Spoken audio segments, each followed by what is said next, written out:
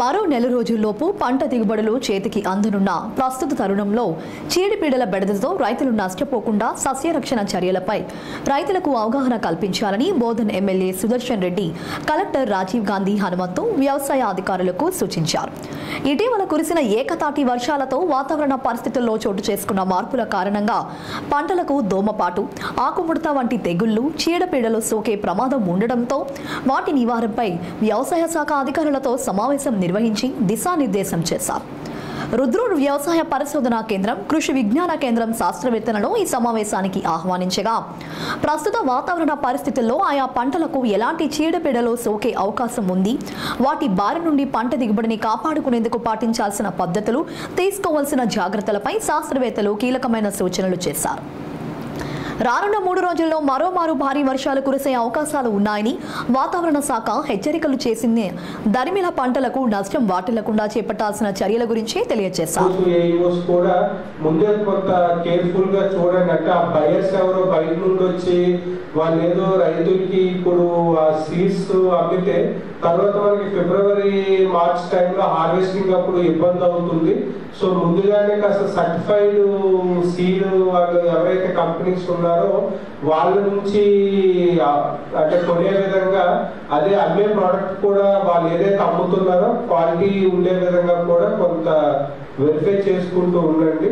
So next 1 month మేము regular గా follow up లో ఉంటాము. అదేవిధంగా డిఏఓ, ఏడీస్ కూడా కొంత అన్ని విలేజెస్ కొంత తిరుగుతూ ఉండండి. జిల్లాలో ఎక్కడ కూడా ఇలాంటి అంటే ఈ డిసీజెస్ వల్ల ఫార్మర్స్ ఎఫెక్ట్ అయ్యారు. ఫార్మర్స్ విలేజ్ లో మనకు తెలుసు, ఇక్కడ చిన్న అంటే ఏదైనా ఇబ్బంది జరిగితే మాత్రం ఖచ్చితంగా ఫార్మర్స్ ఇక్కడ చాలా అవేర్నెస్ యాక్టివ్ గా ఉంటారు. సో కాబట్టి ఎక్కడ కూడా ఎటువంటి ఇష్యూస్ రైజ్ కాకుండా చూసుకోండి. Thank you. మన నిజామాబాద్ డిస్ట్రిక్ట్లో 4,69,029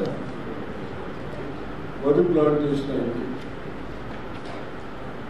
దాంట్లో 3,60,000 నియర్లీ 3,62,000 సన్న రకాలు వేసాం. ఆ సన్న రకాలు జనరల్ ఇప్పుడు వస్తూ ఉంటారు, కానీ నా నాలెడ్జ్ ప్రకారం కూడా రెయిన్స్ ఎక్కువై కూడా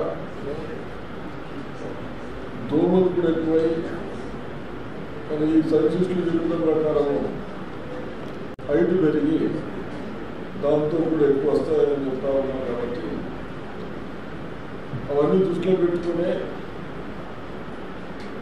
ఈ డిసీజ్ లెక్క కాకుండా ముందే నా ఆలోచనకు వచ్చిన తర్వాత, నేను చూసిన తర్వాత కలెక్టర్ గారు నేను డిస్కషన్ చేసుకొని ఇమ్మీడియట్ సైంటిస్టులతో మాట్లాడి కన్సల్ట్ ఆఫీసర్లకు సూచనలు ఇస్తే బాగుంటుంది అనే ఉద్దేశంతో తప్పనిసరిగా మనం ఎవ్రీ టైంలో మీటింగ్ పెట్టుకున్నాం.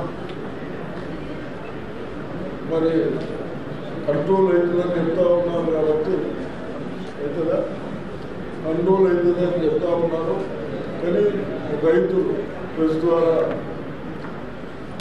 మీ అందరికీ కేర్లెస్, నిర్లక్ష్యం చేయకండి. ఏదైతే చెప్తా ఉన్నారో అగ్రికల్చర్ అధికారులు వాళ్ళు బాగా స్టడీ చేసి చెప్తా ఉన్నారు. ఒక మందులో ఇంకో మందు మిక్స్ చేయొద్దు. ఆ షాపుల వాళ్ళకు కూడా నేను రిక్వెస్ట్ చేస్తూ ఉన్నాను. అనవసరం మీరు ఏదో డిస్ట్రిబ్యూషన్లో కమిషన్లు ఎక్కువ ఉన్నాయని అవి అమ్మడానికి ప్రయత్నం చేసి రైతులకు ఇబ్బంది పెట్టడం కూడా హెచ్చరిస్తూ ఉన్నారు. అదేవిధంగా మరి షాపుల వాళ్ళని కూడా కనీసం డిస్ట్రిక్ట్లో 10 మీటింగ్స్ పెట్టారు, మండలం కాకుండా పెట్టేసి వాళ్ళకు కూడా సలహాలు ఇవ్వని చెప్పడం జరిగింది అధికారులకు. తప్పనిసరిగా నాకు నమ్మకం ఉంది. స్ప్రేలు కూడా చేసేటప్పుడు పై చేస్తూ ఉంటున్నాం, డౌన్ కూడా పోవాలి, ఏదైతే కింది వరకు పోవాలి. వెడల్పు చేసుకుంటే డిస్కరీ చెప్పడం జరిగింది. ఇంకా డీటెయిల్ చెప్తా ఉన్నాం కాబట్టి తప్పనిసరిగా రైతులు చేస్తారు, నమ్మకం ఉంది. ఇంకోటి చెప్పారు, ఎకరానికి 200 లీటర్స్ అంటే మీకు కష్టం అనిపిస్తే అన్ని కొట్టేటోళ్ళు దొరకరు వాడతారు. కానీ ఎంత మనం కష్టపడి ఇంత ఇన్వెస్ట్మెంట్ చేసి ఇంత ఖర్చు చేసి పంటను కాపాడమే, దాన్ని ఒక 15 రోజులు కాపాడుకోవడానికి ఇవన్నీ తప్పనిసరిగా చేయవలసిందే. ఇవన్నీ చేసి పంటలను కాపాడాలని నేను రిక్వెస్ట్ చేస్తూ ఉన్నాను. అదేవిధంగా వేరే సీడ్స్ కూడా ఇప్పుడే శనగలు కూడా 90 రూపీస్కు కేజీ తీసుకుంటా ఉన్నాడు. నేను మన అధికారులకు కూడా చెప్పాను, ఆ సీడ్ మొలకలు ఎన్ని వస్తాయో ముందే చెయ్యండి. చేసిన తర్వాత మీకు కూడా నమ్మకం పెరుగుతూ ఉంది. ఆ మొలకలు కనీసం 85 to 90% కావాలా. అలా వచ్చిన తర్వాత రైతుకు ఇస్తే మనం కూడా గట్టిగా చెప్పించవచ్చు. కాబట్టి అది కూడా ప్రయత్నం చేయమని చెప్పారు. నెక్స్ట్ వర్షాలు లేకుండా కేవలం వెదర్ పైన డిపెండెన్స్ అయ్యి 35,000 ఎకర్స్ మన సీడ్లు తయారు చెప్తా ఉన్నాం. కాబట్టి తప్పనిసరిగా ఈ విధంగా ఈ పంటను కాపాడుకొని రాబోయే పంటలు కూడా సీడ్ కూడా బాగా అధికారులు కూడా 85-90% మనకు మొలకలు ఎత్తిన అక్కడ నానబెట్టి ఉంచిన తర్వాత ఇస్తారు. కాబట్టి తప్పనిసరిగా మీరు ఇక్కడ పంటలు కాపాడాలని ఇప్పుడు ప్రతి సంవత్సరం ఏ విధంగా మీ సెంటర్లు పెడతామో సెంటర్లు పెడతారో మీరు తొందరపడి అనుకోకుండా.